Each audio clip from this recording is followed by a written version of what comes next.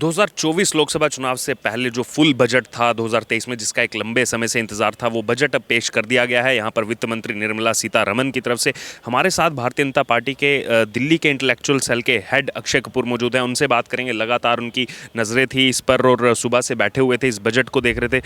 Sir, आम आदमी की जो उम्मीदें थी, बीजेपी तो बजट को ऑब्वियसली सही कह रही है, कांग्रेस कह रही है कि उम्मीदों के मुताबिक जो है वो बजट नहीं आ पाया। आप कैसे इसका विश्लेषण करेंगे?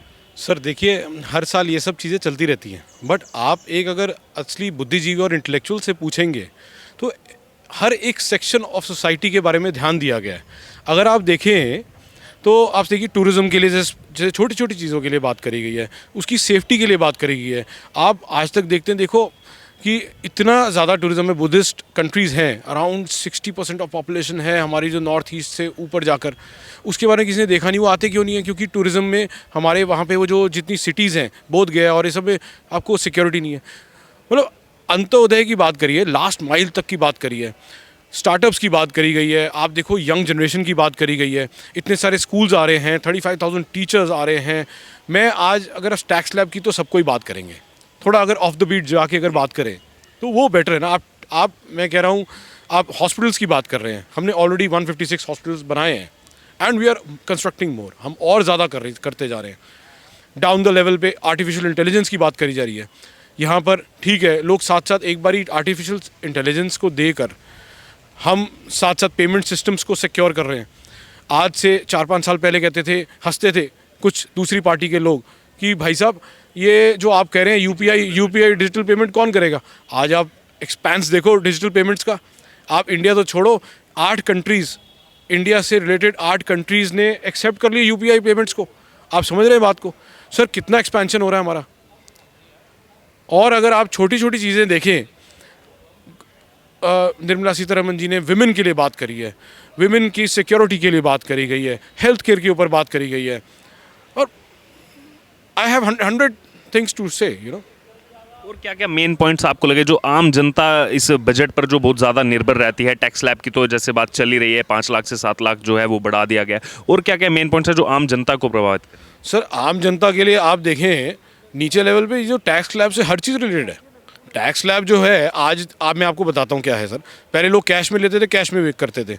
आज अगर 50,000 रुपये पर मंथ अगर आपके हाथ में अगर पैसा है तो आपको आज पैसा निकालने की ज़रूरत नहीं है। आज यूपीआई सिस्टम भी इंटर्न हर चीज़ इंटर रिलेटेड है।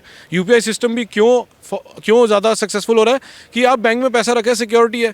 आज पहले छोटी टीयर 2 टीयर 3 सिटीज़ पे इतना ज़्यादा ध्यान दिया गया है। पहले वहाँ से जब व्यापारी आता था तो वो अपने साथ कैश लेकर आता था, उसमें कभी चोरी हो रही है, कभी कुछ हो रहा है, वो सब चीज़ें खत्म होगी। हर कोई आज अपने साथ मोबाइल फ़ोन लेकर आता है। डिजिटल लॉकर्स की बात करी गई है, डिजिटल लॉकर्स भी उसी मोबाइल फ़ोन के अंदर हैं। हर चीज़ सिस्टमेटिकली जा रही है। आप देखें, जब सब कुछ डिजिटल हो जाएगा तो आपकी 2 नंबर की पेमेंट जो होती हैं, जो कच्चे की पेमेंट जिसे कहते हैं नॉर्मल लेमन टर्म्स में, वो ख़त्म हो जाएंगी ना। आपकी बैंक टू बैंक ट्रांसफ़र जा रहे हैं, हर एक को टैक्स काटना ही पड़ेगा। कस्टम ड्यूटी कम कर दी है, क्यों? क्योंकि कहीं जगह चोरियाँ चल रही हैं। वो चोरियाँ कम करने के लिए करी है कि कस्टम ड्यूटी कम होगी तो चलो जी साफ़ सुथरा तरीका होगा। क्योंकि हमने देखा था पिछले साल 5% टैक्स जब करा था आज फूड इंडस्ट्री के अंदर, आज मेरे ख्याल से आज छोले भटूरे भी अगर आप खाने जाते हो तो 5% टैक्स काट के मिलता है आपको।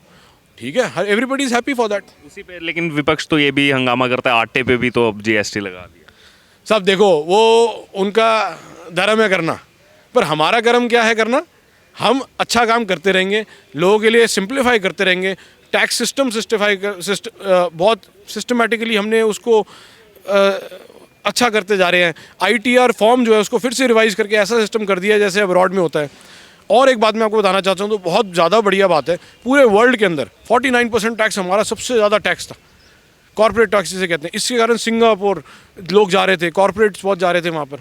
आज आप समझिए बात को, हमारे इंडिया के अंदर वापस कॉर्पोरेट आएगा। कॉर्पोरेट ये कहेगा कि बॉस, हमको इंडिया में ही रहना, हमने कहीं नहीं जाना।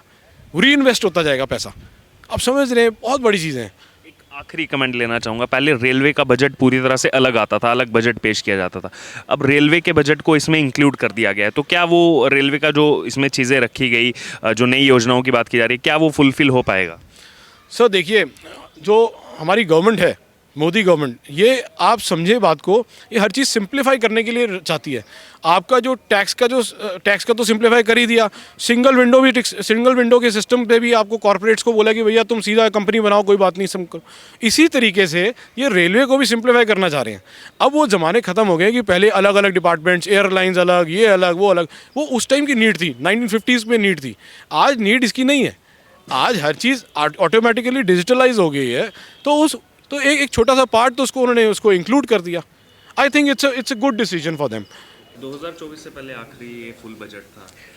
ये ना केवल 2024 से पहले आखिरी फुल बजट, परंतु ये अमृत काल का पहला बजट।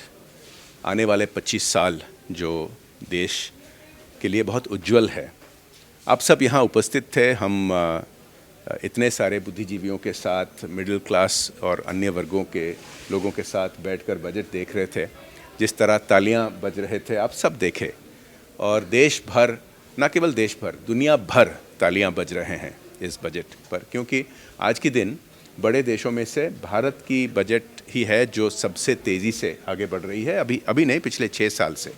और जितने मल्टीलैटरल इंस्टीट्यूशंस, वो यूनाइटेड नेशंस हो, IMF हो, वर्ल्ड बैंक हो, वो सब भारत को उदाहरण देते हैं कि कैसे अर्थव्यवस्था को मैनेज किया जाता है।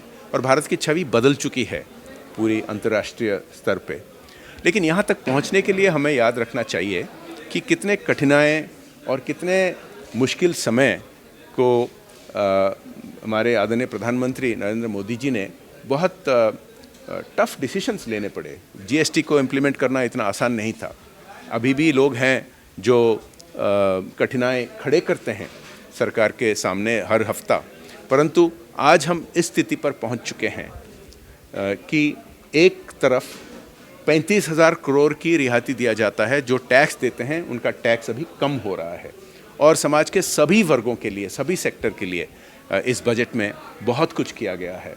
इंफ्रास्ट्रक्चर के लिए तो फैंटास्टिक एलोकेशन किया गया है, और ये रिलीफ देते हुए भी भारत की इकोनॉमी दुनिया में सबसे सुदृढ़ है, सबसे स्ट्रॉन्ग है, सबसे फास्टेस्ट ग्रोइंग है, और इसको प्रशंसा मिल रही है। ये एक विन विन बजट है। क्या बात कर रहे हैं आप?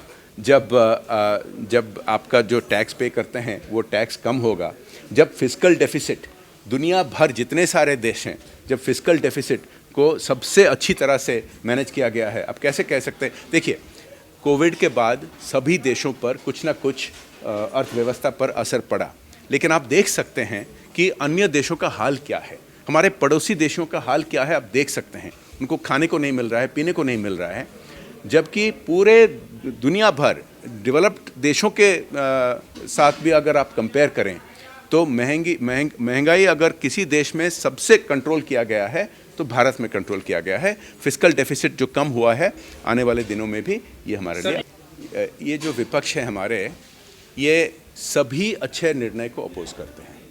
इन्होंने टीकाकरण को अपोज किया, इन्होंने GST को अपोज किया, क्या क्या नाम नहीं देते हैं GST को। इन्होंने जो इंफ्रास्ट्रक्चर पर जोर दिया जा रहा है उसको अपोज किया। इन्होंने जो किसानों के लिए किया जा रहा है उसको अपोज कर रहे हैं। ये तो इनका काम है अपोज करना। वो अब भी मानने के लिए तैयार नहीं है कि इन सब कठिन निर्णय के वजह से आज देश यहाँ तक पहुँची है कि सारी दुनिया भारत की अर्थव्यवस्था को प्रशंसा कर रही है।